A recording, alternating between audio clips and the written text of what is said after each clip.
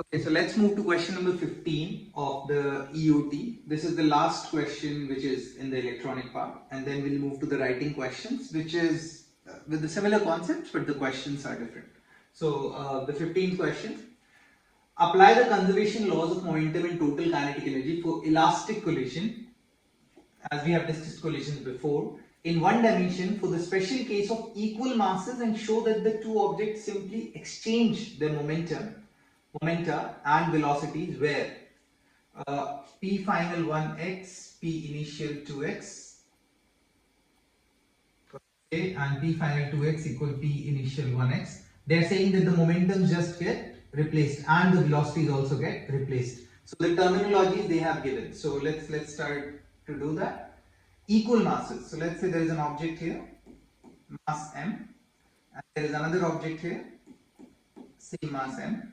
Let's say this one is moving with the velocity v initial 1x, v initial 1, and this is moving with the another velocity v initial 2, and they undergo elastic collision, and after collision they are saying the first one starts moving with the velocity v final 1 and the second one starts moving with the velocity v final 2, but v final 1 becomes v initial 2 because v final 1 becomes v initial 2 and v final 2 becomes v initial 1. V final 2 becomes v initial 1. That we need to prove. So let's try to do that. If the collision is elastic, as they have mentioned, first thing is the linear momentum of the system. Okay, in any collision, the momentum remains conserved, but here the kinetic energy also remains conserved. So first the momentums are conserved. So momentum conserved. If momentum is conserved, so I can say that mvi1 plus mvi2 should be equal to mvf1 plus mvf2. M would get cancelled out. I would left with vi1 plus vi2 equal vf1 plus vf2. Or I can find out from here, let's try to find out vi1. It would become vf1 plus vf2 minus vi2. Keep this as one equation. We'll use it later. Equation, let's say x. I don't know what it is. Now I'll move to the kinetic energy conservation. Kinetic energy conservation. Because the collision is elastic, so the kinetic energy will be conserved. If the kinetic energy is conserved, so I can say half m v1i square plus half m v2i square should be equal to half m v1f square plus half m v2f square. Half is common throughout, m is common throughout, so I can cancel it out. I'm left with v1i square plus v2i square equal v1f square plus v2f square. Okay, I can take v2 or v1i into that side, so I will have v2i square equal v1f square plus v2f square minus v1i square. I will have v1f square and v1i square as, okay, I think there is the easier ways. We can solve it this way also, but the easier way is to take the ones together and the twos together. Let's try to do that.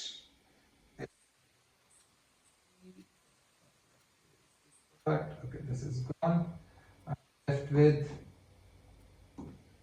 v1i square. I'll bring this v1f this side, v1f square equal, I'll take this the other side, v2f square minus v2i square. I brought the ones together and twos together. Now a square minus b square is the mathematical expression you know, which means a minus b times a plus b. So this should be v1i minus v1f plus v1i, I mean times, plus v1f equal, same way here, v2f minus V2I times V2F plus V2I.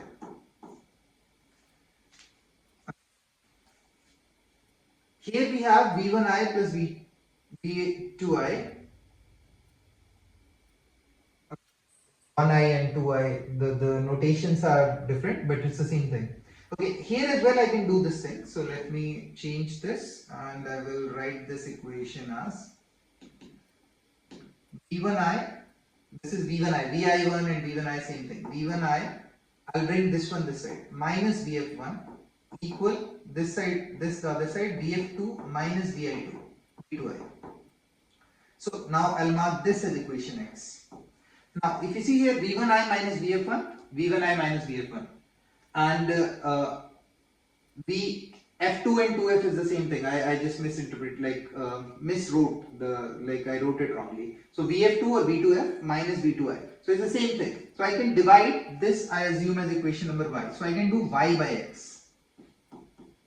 Just divide the entire equation. So left will be divided by left.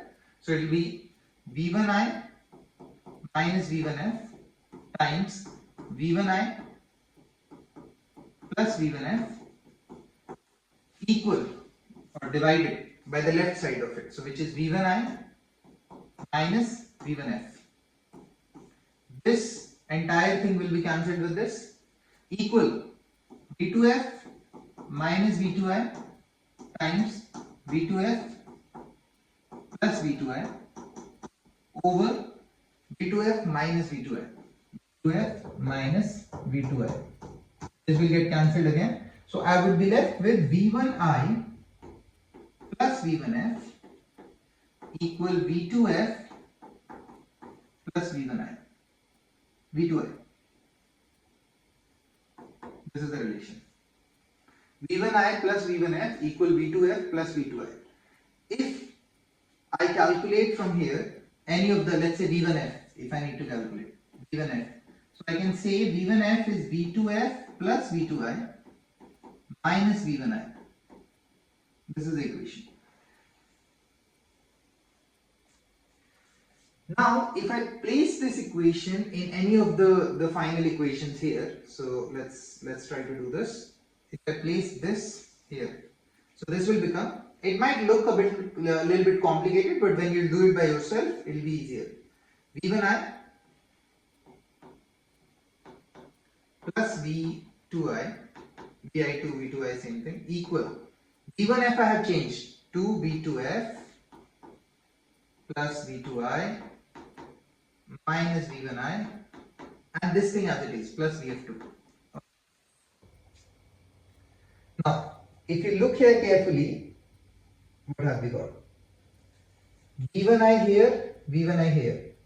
Okay. V2I here, V2I here. So V2I, V2I will get cancelled. V1I can come this side, this will become 2V1I. And V2F and V2F will become 2V2F. 2 will get cancelled. I am left with V1I is equals to V2F. That means final velocity of the second ball, V2F, is coming out to be equal to V1I. This is what we had to prove. V2F should be equal to V1I. Once we have this, place it in any of the equations, you will get this one as well. V1F is equals to V2I. Try it by yourself, it's easier.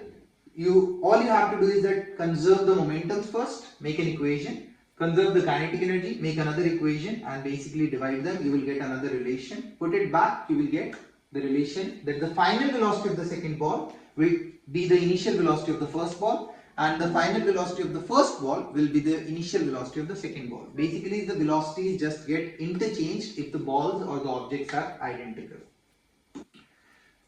Okay, moving further. Yeah, now we'll move to the writing questions. Some of the questions we have discussed, some of them not, so we'll quickly go through them. A force of 5 Newton acts over a distance of 12 meter in the direction of the force, find the work done. Okay, so if the force is there, distance is there, they need to find work and the direction is same, so it is Fr cos theta. I know the force 5, I know the distance 12, angle is 0, this comes out to be 60 joules. Easy. A constant force F on an object of mass 18 kilo, causing a displacement of that object by r. I have given by the r. What is the total work done? So work done is F dot r. Remember, if there are two vectors, I need to do the dot product. If this is vector A, 2, 3. If this is vector B, 3, 4. I need to do dot products, A dot B. So what I do, I multiply x by x, 2 times 3. I multiply y by y, 3 times 4, and I add them. So 6 plus 12, 18. That is the answer.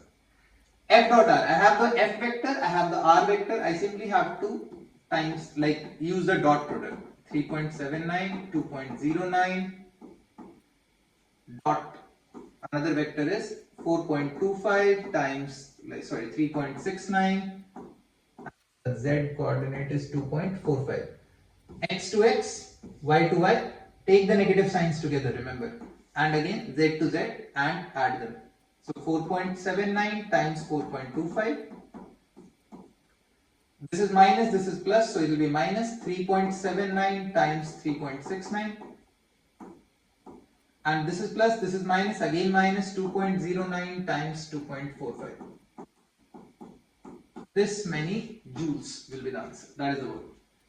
Think about the answers to these questions next time you are driving a car. What is the kinetic energy of a 1500 kilo car moving at 15 meter per second? Half mv square. If the car changes speed to 30 meter per second, so now half m before 15, I am doubling the speed, 2v. Would the value of its kinetic energy change? Yes, it will become 4 times the initial kinetic energy. This kinetic energy, because velocity is being squared. So velocity is being doubled and velocity is squared. Okay. Next, a car of mass m is traveling at the speed of this. Calculate the work done that must be done by the brakes to completely stop the car. A simple expression is, if you need to calculate the total work done by the system, work done total is equals to delta k. Change in kinetic energy. It is stopping the car, so final kinetic energy is 0. Initial kinetic energy will be half mv square. I know the mass, I know the velocity. I'll simply do 0 minus whatever the value comes. That much work will be required to stop the car completely. And you can see it is coming in negative. That means friction and other forces are brakes and other force, like brakes, friction and all other forces are doing the work negatively to bring the speed of the object or the car to 0. Okay, moving next. Hooke's law. So the force on a spring is basically negative kx. We have discussed it multiple times. And here the negative sign represents that the direction of the force is in the opposite direction of the spring. So if this is the spring, and I am pushing the spring this side, like I am pulling the spring this side, spring is applying a force here. And if I am compressing the spring, spring will apply a force in the opposite direction. So that's why we say negative kx, where negative sign represents wherever x is.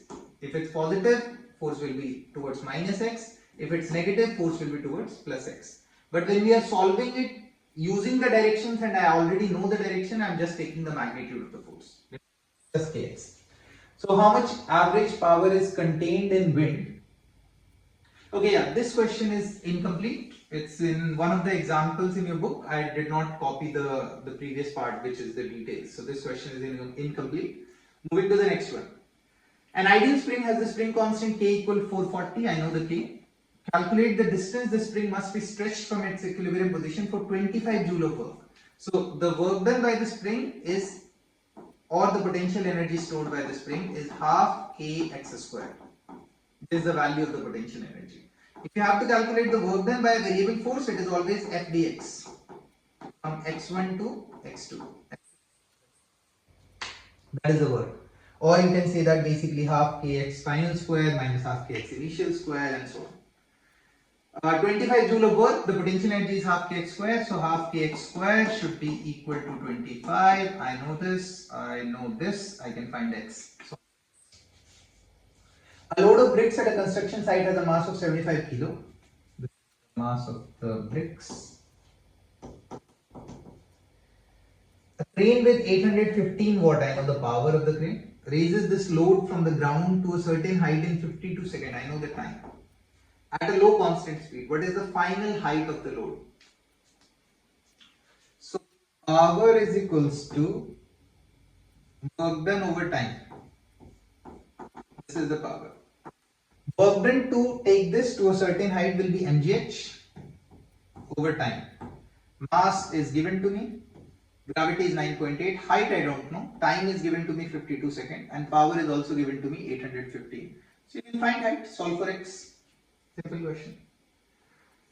Moving next. A spring with K equal to 10 Newton per centimeter. Okay. When they have mentioned Newton per centimeter and the stretch is also in centimeter, you don't have to change. And you can work it out with the like this same thing as well. Or if you want to change, you can. So a spring with K equal to 10 Newton per centimeter is initially stretched 1 centimeter from its equilibrium length.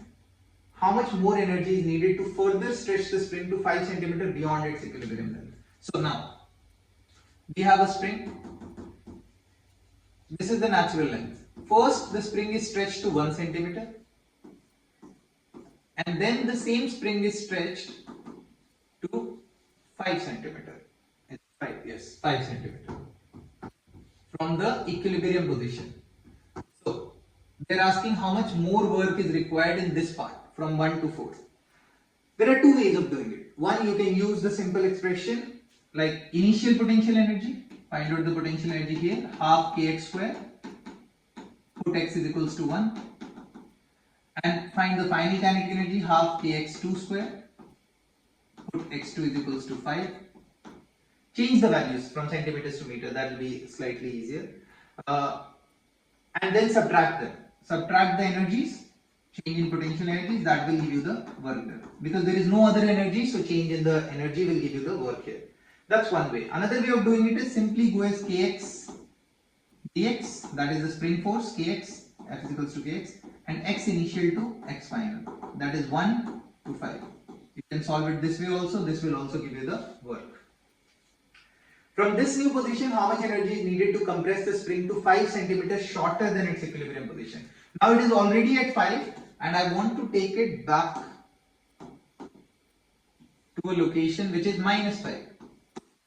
So if I calculate the energy here, it will be half kx square. If I calculate the energy here, it will also be half kx square. And if you calculate the change in energy, that will be 0. So the work done will be 0. In other words, you can also say the work done will be kx dx. But this time it will be plus 5 to minus 5. Because this is the location plus 5 and I am taking it from here to here. Practically, if you need to understand, when I am taking it here to here, I am doing a work in this direction because I am holding it back. But when I am taking it from this position, like natural position to there, I am doing a work in this direction. So both my works cancel out each other. And therefore, the total work is 0 in the case of plus 5 to minus 5. Question. Calculate the change in gravitational potential energy. Okay, there will be questions. Two identical billiard balls start at the same height and the same time and roll along different tracks as shown in the figure. Which ball has the highest speed at the end? Which one will get to the end first? Okay, in this situation, we are assuming that these inclines are not long enough. Like they are not like relatively larger distances compared to the total path. Anyway, which ball has the highest speed? So two balls identical are dropped from here. The heights are same. So the energy this one has is mgh, the energy this one has is mgh, exactly same. They both will get to this location with the same kinetic energy, whatever the kinetic energy is. They'll start rolling with the same speed. This is rolling with the same speed, this is also rolling with the same speed. At this point, this one dips further. So when this one dips further, this starts moving at the speed of v2, the speed increases. But this one kept moving with the same speed v. Here v2 is more, so this path will be covered by the second ball faster compared to this. So by the time this ball will reach here, this ball may still be here. It's just a practical situation I'm taking. When this ball will rise back, because there are no losses, we are not assuming like any losses or anything, this ball will attain back the same speed because now it will lose some speed. So it will come back to its original speed and then it would roll to the end. This ball traveled this distance faster than this. So it came ahead of the first ball. So this ball will reach first. B will reach first. Which one will get into the end first? B. Which ball has the highest speed at the end? They both will have same speed at the end. Both reach out with the reach to the end with the same speed. A ball is thrown up in the air reaching a height of 5 meters. Using energy conservation consideration, determine its initial speed. That's correct. So if we have a ball is thrown up in the air reaching a height of, I am throwing this up in the air reaching a height of 5 meters. So this is the location from where a ball is thrown up. It reaches a height of 5 meters. Remember, at the height of 5 meters, its velocity is 0. Using the energy conservation considerations, determine its initial speed. It was given some initial speed, Vi, the final speed is 0. So the kinetic energy at this point is half mvi square, and the kinetic energy at this point is 0. Kinetic energy initial. But potential energy at this point is mgh. That means all the kinetic energy has been converted into potential energy. And here the potential energy is 0. So if we compare the mechanical energy initial to the mechanical energy final, I will get 0 plus half mv initial square should be equal to 0 plus mgh. M will get cancelled. Vi square will become 2gh and V will become root 2gh. I know the height, I think 9.8. The height is 5 meters. Solve it. Whatever is the velocity, that is the initial velocity of the ball. A truck is descending a winding mountain road. Okay, it is descending down a mountain road when the truck is 680 meters above sea level and traveling at 15 meters per second. If brakes fail, what is the maximum possible speed of the truck at the foot of the mountain 550 meters above sea level? So this is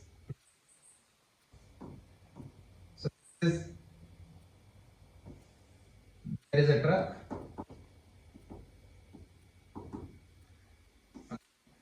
So the height of the truck from the sea level is 680 meters. Okay, this got closed.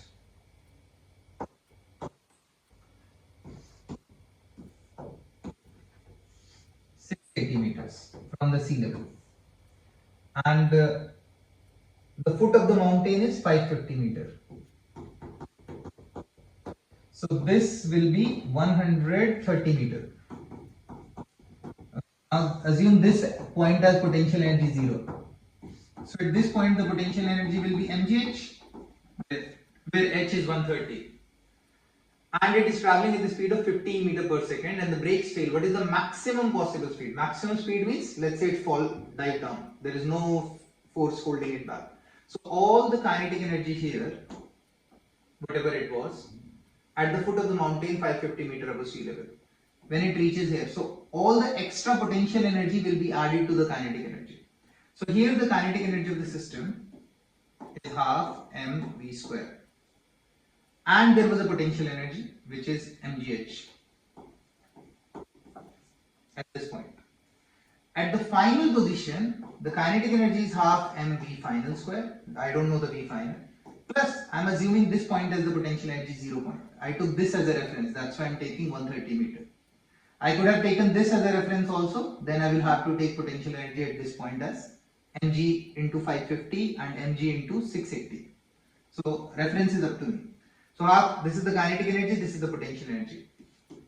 The mechanical energy should be equal if there are no non-conservative forces are acting, and they are asking for the maximum speed. So therefore no friction, nothing. So you can calculate the V final. Half mv final square should be equal to half mv initial square plus mgh, whatever is the energy is. M will get cancelled out. V final will become the initial square plus gh. I know the initial speed 15 meters per second. I know the gravity, I know the height, initial height, which is 130 meters. I'll take 130. You can solve for Bf, whatever the value comes. Okay. Moving to the last question, calculate the change in momentum. Okay, this is about, I think, impulse. So, whenever we say we need to find out the change in momentum, remember, momentum is a vector quantity. P is equals to m times of v. Whatever is the velocity direction, momentum will have the similar direction. Now, it's a vector quantity. Change in momentum is mv final minus mv initial. Change in momentum represents something called impulse, generally represented by the letter J. And this change in momentum is also equal to force times average force. This is average force times the time it is acting it for. Like for example, a very large force acting for a very short time, like this. So you will feel the pain. If you have to make force versus time graph, you can say, if we calculate this area, this gives me the impulse. And that is why you would say that whenever there is the force we need to calculate, we always try to increase time. Because if I'm catching something which is coming very fast, I try to increase the contact time. Because if I increase the contact time, the force will reduce. That's why when I jump from a certain location, the jumping, what happens, like when I jump, it produces an impact, instantaneous force. I want to make that force less so that my knees don't get hurt. So when I jump, I roll down because it will increase the contact time. When it will increase the contact time, the force will reduce. Same thing, when a football comes to you, you touch it with soft feet. When you touch it with soft feet, what happens? You increase the time of the contact. You don't stand like this because then the ball will hit and go away. You basically move your feet a little back and increase the contact time so that the force reduces and you can hold the control of the ball. Anyway, so whenever we need to calculate impulse, there are two ways. Either we do force times average force times time, or another way is calculate the change in momentum. And when I say change in momentum, I mean vectorially. P final minus P initial. Okay. So let's discuss the questions. An 83 kilo running back leaps straight ahead towards the end zone with a speed of 6.5 meter per second. A 115 kilo linebacker keeping his feet on the ground catches the running back and applies a force of 900 Newton. Okay, now I'm sure they would translate this, but they are basically talking about American football. In American football, you hold the ball and basically you run towards the opponent and to reach the similar to like rugby. So a running back is someone who is holding the ball and is running towards this. So he leaps straight ahead towards the end zone. Mass of the running back with a speed of 6.5 meter per second. I know the speed. So the person got momentum, is moving. A 115 kilo linebacker, a linebacker stops. So say for example, I am running with the ball, somebody is going to stop me. So a linebacker stops and it's like they're moving very fast. So sometimes they jump and therefore the linebacker has to hold the person and like push him back from the goal post. Keeping his feet on the ground, catches the running back and applies a force of 900 Newton in the opposite direction for 0.5 seconds before the running back's feet touch the ground. Okay. What is the impulse that the linebacker imparts to the running back? Impulse the linebacker imparts to the running back. The linebacker applies a force of 900 and applies for 0.575 seconds. So impulse is F delta T. 900 times 0.75 seconds. This you will get the impulse Newton seconds. What change in the running back's momentum does the impulse produce? So I have the impulse, what has been created, whatever it is, and that is equal to the change in momentum. What change in the running back's momentum does the impulse produce? So how much is the change? That's what they are asking. What is the initial momentum? P initial will be 83 times 6.5. And obviously he's moving in this direction. Assume this. This is the running backer and the linebacker. Running back and linebacker. So this is the initial momentum. And P final, we need to find out. J is equals to P final minus P initial. So P final would become J plus P initial. Whatever the value comes out to be here, plus P initial would be P final would be J. Okay, the force is in the opposite direction, so the impulse produced would also be in the opposite direction here. So it will be negative. And so negative J plus P initial. 900 times 0.75 negative plus P initial is MV, whatever the value is, 83 times. How much is this? This would come out to be close to 500, and this one would come out to be close to 900 times 0.75. It will be 450, 225. It will come out to be close to 675. So you can see that this is more. So eventually this will become minus 175 something Newton kilogram meter per second. Okay, or you can also say Newton second. They both are okay. This is the final momentum of the running back. So that means when the linebacker stopped the person, the running backer, like the person was running from here and he stopped the person and then he applied the force for a continuation of 0.75 second. Now he's moving in the opposite direction before he gets the control of the body. What is the running back's momentum when his feet touch the ground? So this is the momentum, we calculated it. If the linebacker keeps applying the same force after the running back's feet have touched the ground, is this still the only force acting to change the running back's momentum?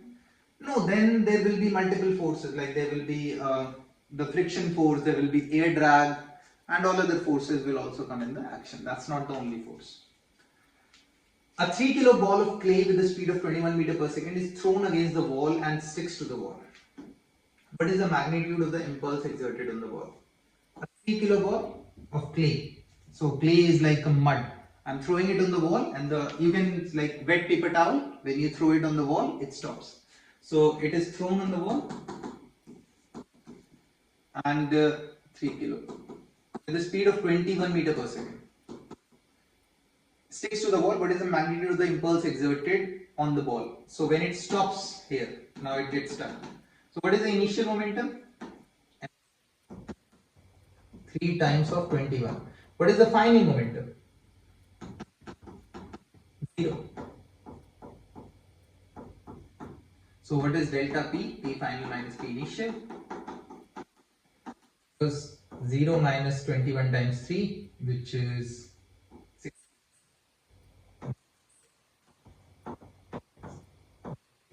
This will be the impulse.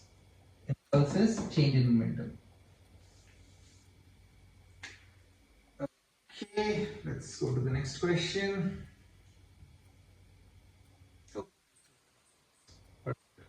7.85.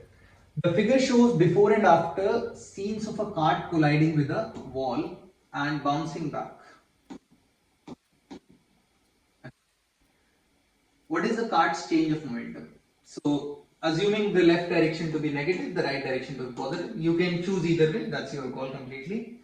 The figure shows before and after scenes of a cart colliding with a wall and bouncing back. So, this is the cart, mass V, so mv initial is 10 times of 2, which is 20, and I'm saying the left direction is negative, so this is P initial, 20. P final, what is the cast change of momentum? It collides and it starts moving back, so P final comes out to be, again mass is same, 10 kilos, 10 times 1 is positive, so 10. So change in momentum, delta P becomes P final minus P initial. That is 10 minus 20, which comes out to be 30 Newton second or 30 kilogram meter per second. Assume that the right is the positive direction in the coordinate system. They have given it, and we assume the same as well. The right is positive and the left is negative. They could also say opposite, then the answer would be minus 30. Tennis champion Venus Williams is capable of serving a tennis ball at around 127 miles per hour. Assuming that her racket is in contact with the 57-gram ball for 0.25 seconds, this is the time. What is the average force of the racket on the ball? So, it's capable of serving a tennis ball. We are serving the tennis ball. So, when we are serving, the initial velocity of the ball is 0. So, if we have the situation, let's analyze this. So, this is the ball.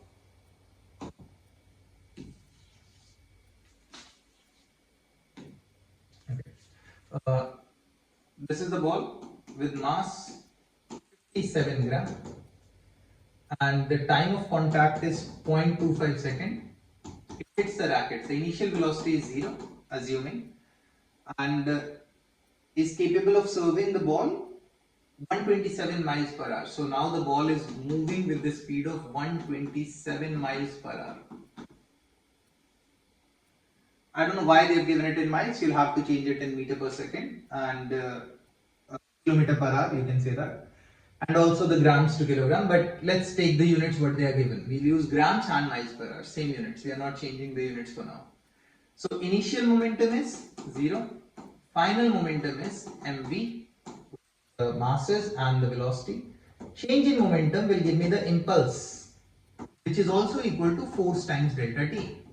So change in momentum P final minus P initial will be equal to force times the time, which is given as 0.25 seconds. So I will get the force final minus P initial, which you can solve from here, over time will give me the force. Part B. What average force would an opponent's racket have to exert in order to return Williams' serve at a speed of 50 miles per hour? Now it is coming at 127 and it needs to be returned with 50 miles per hour, assuming that the opponent's racket is also in contact with the ball for 0.25 seconds. Now, the initial momentum now, let's say this is Williams.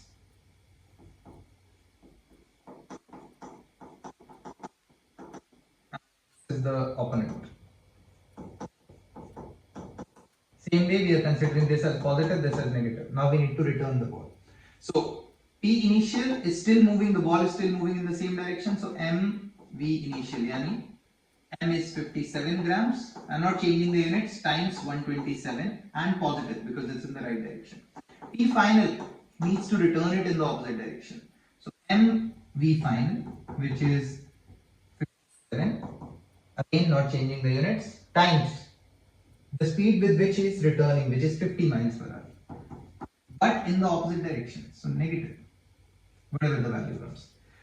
You can find the change in momentum, delta P, P final minus P initial will come out to be negative 57 times 50, negative 57 times 127, they will both get added up.